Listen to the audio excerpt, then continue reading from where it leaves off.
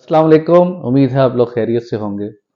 मसूड़ों का पीछे हटना, अपनी जगह से नीचे जाना एक बहुत ही कॉमन मसला है। आमतौर पे ख्याल किया जाता है कि जब लोग बूढ़े होने लग जाते हैं, 60-70 साल की उम्र में पहुंच जाते हैं, तो मसूड़े अपनी जगह से पीछे हटना शुरू हो जाते हैं। लेकिन ये इतनी कॉमन वजह इसकी नहीं है। मेन वजूहात में सबसे पहले हम जिक्र करेंगे, कुछ लोगों को दांत रगड़ने की आदत होती है, क्लेंचिंग कहते हैं जिसे, यानी दिन के टाइम वो अपने दांतों को जोर से मिलाते हैं, इस तरह करके ना, गुस्से में जोर से, जैसा स्ट्रेस में होते हैं। तो क्लेंचिंग्स की वजह से भी मसूड़े अपनी जगह से पीछे हटना शुरू हो जाते हैं। या कुछ लोग जब रात सोते हुए दांतों को रगड़ते हैं, उस टाइम उन्हें पता नहीं लगता, जो उनके साथ जो सोया होता है उसे इसकी काफ़ी आवाज़ भी आती है, और वो सुबह उठ के बताता है कि आप रात को दांत काफ़ी ज़ोर से रगड़ रहे थे। इसे ब्रुक्सिज्म कहते हैं, नाइट ग्राइंडिंग। इस वजह से भी मसूड़े अपनी जगह छोड़ने लग जाते हैं। तो ये एक ऐसी वजह है जिसे आमतौर पे लोग इग्नोर कर देते हैं कि मसूड़े हमारे वैसे ही पीछे हट रहे हैं, जबकि इसका डायरेक्ट रिलेशन दांत रगड़ने की आदत से भी बनता है। इसके अलावा एक बहुत ही अहम चीज़, ब्रशिंग का ज़्यादा इस्तेमाल। हमारा एक मिसकंसेप्शन है, एक गलत कंसेप्ट है कि जितना ब्रश ज़्यादा करेंगे उतना दांत ज़्यादा साफ होंगे, उतनी दांतों और मसूड़ों की हेल्थ बेहतर होगी। जबकि बात इसके ऑपोजिट है। हर खाने के बाद जस्ट आप कुरली करें, ब्रश की ज़रूरत नहीं होती। ब्रश अगर आप एक टाइम भी प्रॉपर तरीके से कर रहे हैं, तो उससे आपके दांतों और मसूड़ों की हेल्थ बेहतर रहेगी। लेकिन अगर आप बहुत ज़्यादा कर रहे हैं, दिन में 5-6 दफ़ा हर खाने के बाद भी कर रहे हैं, सुबह भी कर रहे हैं, रात सोने से पहले भी कर रहे हैं, उसका दांतों पे नुकसान होगा, दांतों को रगड़ लगती जाएगी और मसूड़े भी पीछे हटना शुरू हो जाएंगे।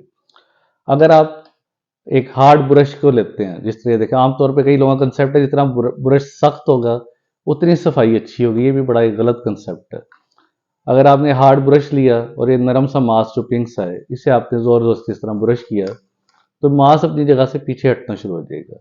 और दांतों की भी जो गर्दन या नेक का एरिया जो मसूड़े के साथ जुड़ा होता है, इधर भी खड्डे से बनना शुरू हो जाते हैं, जिन्हें एब्रेजन कहते हैं।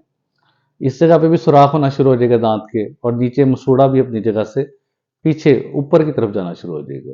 तो ये सिर्फ आपकी एक गलती, हार्ड ब्रश और इन रॉन्ग एंगुलेशन है। इस तरह कभी ब्रश नहीं करता आपने। जब इस तरह ब्रश करेंगे तो अल्टीमेट आपके दांतों के नीचे जो दांतों की जड़ें हैं, जिन्हें यूजुअली मसूड़े ने कवर किया हुआ है, गम्स ने कवर किया हुआ है, वो एक्सपोज हो जाएगी, जिसकी वजह से आपके दांतों का रंग भी, पिलाहट ज़्यादा आ जाएगी, येलोपन ज़्यादा आ जाएगा, देखने में बुरे लगेंगे, और आपको ब्रश करना और भी मुश्किल हो जाएगा। जब नेक्स्ट टाइम आप इसी तरह ब्रश करेंगे तो आपको सेंसिटिविटी फील होगी, ठंडक फील होगी, एक इरिटेशन, जलन से भी होगी, क्योंकि ये वाला मांस आपका सूज चुका है, इसमें सोजिश हो चुकी है, और नीचे दांत का सेंसिटिव एरिया नजर आने लग गया, जो दांत की जड़ होती है।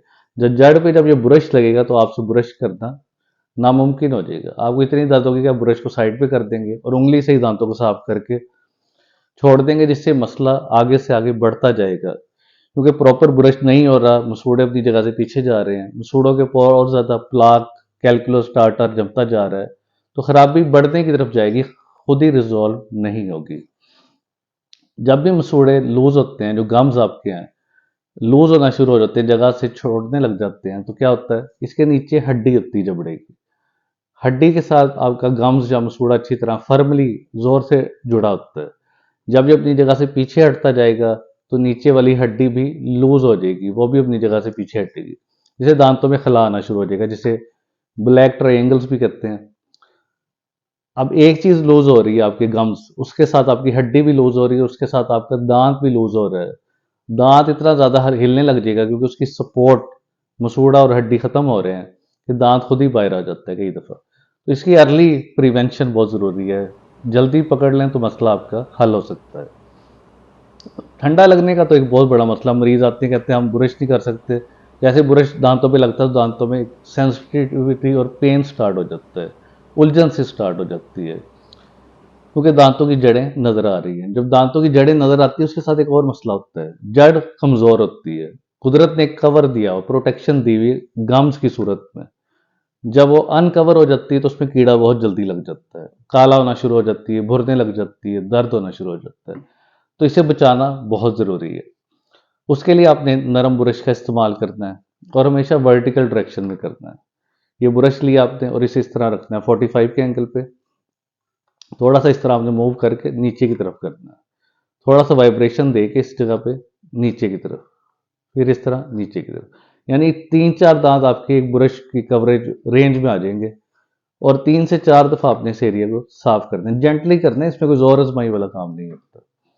इसके बाद आपके अगर आपके मसूड़ा आपका बहुत ही पतला है, थिन है, तो उसमें भी पीछे हटने का चांस ज़्यादा होगा। अगर आपके ब्रेसेस लगे हुए थे पहले, ब्रेसेस के वजह से जड़ वाला एरिया दांत का जो होता है वो प्रोमिनेंट हो जाता है, बाहर की तरफ आना शुरू हो जाता है। इसके अलावा कुछ कंडीशन में दांतों की जड़ें थोड़ी सी बाहर की तरफ होती हैं। जड़ अगर बाहर की तरफ हो और मसूड़ा या गम्स पतला हो तो उसमें बहुत ज़्यादा चांस है कि वो अपनी जगह से पीछे हट जाएगा। इसलिए इस कंडीशन में केयरफुल रहना बहुत ज़रूरी है। ब्रेसेस भी हों, जड़ें प्रोमिनेंट हो रही हों और मसूड़ा आपका पतला हो, थिन बायोटाइप हो, तो उसमें वो अपनी जगह से बहुत जल्दी पीछे हट जाएगा। उस सूरत में हमें गम मसाज अर्ली स्टेज में कर सकते हैं, लेकिन अगर उससे सही ना हो तो हमें सर्जरी की तरफ जाना पड़ता है, गम ग्राफ्टिंग। इस तरह इस केस में पैलेट या तालू से मांस लेके इस मांस को इस जगह पे लगा देंगे। मांस एक टुकड़ा सा इस पैलेट से इस जगह से लेते हैं हम, तालू से इसे निकाल के हम इसे आगे लगा देते हैं, जिससे वो जगह कवर्ड हो जाती है। तो एक तो सर्जरी हर बंदा करा नहीं सकता, काम भी महंगा होता है और उसका 100% रिजल्ट नहीं है। इसीलिए इसकी प्रिवेंशन बहुत ज़्यादा ज़रूरी है, क्योंकि अगर मसूड़ा बहुत ज़्यादा पीछे हटा है तो ये सर्जरी वाला ऑप्शन भी आपके लिए इतना अच्छा कारगर साबित नहीं होगा। तो बेहतर यही है कि अपने डेंटिस्ट से कंसल्ट करें अपने मसले को। जैसे ही आपको फील हो कि कोई आपको मसला बनना शुरू हो गया है तो फ़ौरन अपने डेंटिस्ट से कंसल्ट करें, ताकि अर्ली इस जगह को पकड़ा जा सके। ये जो मसूड़ा ज़रा सा भी पीछे हटा है, अर्ली अगर आप पकड़ लेंगे, फ़र्ज़ किया इस पे पत्थर जम रहा है तो उसकी सफाई, स्केलिंग, पॉलिशिंग हो जाएगी। अगर आप ब्रश हार्ड यूज़ करते हैं तो आप सॉफ्ट ब्रश यूज़ करें। आइडियली सॉफ्ट होना चाहिए, इसके जो फिलामेंट्स या दंदाने सॉफ्ट हो। एक्स्ट्रा सॉफ्ट का भी फ़ायदा नहीं, वो आपके दांतों की सफाई नहीं करेगा। ब्रश हमेशा सॉफ्ट होना चाहिए, वो आप इस फिंगर से फील कर सकते हैं उसकी सॉफ्टनेस। सॉफ्ट ब्रश और करेक्ट डायरेक्शन, वर्टिकल 45 के एंगल पे फ्रॉम अपसाइड डाउनवर्ड्स, इस तरह आपने करना है। तो आपके दांत ज़बरदस्त हो जाएंगे, मसूड़े आपके मजबूत हो जाएंगे। उसके साथ हमने ऑलिव ऑयल, कोकोनट ऑयल को उंगली पे लगा के इसका मसाज करते हैं, इस जगह से ऊपर से नीचे की तरफ, इस तरह। ये बड़ी अच्छी टेक्निक है जो बुक्स के अंदर भी लिखी हुई है, गम मसाज। अगर आप सर्च करें गूगल पे किसी जगह तो इसका बड़ा अच्छा रिजल्ट होता है। और अर्ली स्टेज में आप इससे अपने जो मसूड़े जो आपके पीछे जा रहे हैं उन्हें रिकवर कर सकते हैं, रिवर्स कर सकते हैं। तो उम्मीद है आज की इन्फॉर्मेटिव वीडियो आपको पसंद आई होगी। इसी तरह चैनल को लाइक और सब्सक्राइब करें, और आज की वीडियो से रिलेटेड कोई भी सवाल हो तो नीचे कमेंट बॉक्स में पूछ सकते हैं। Thank you.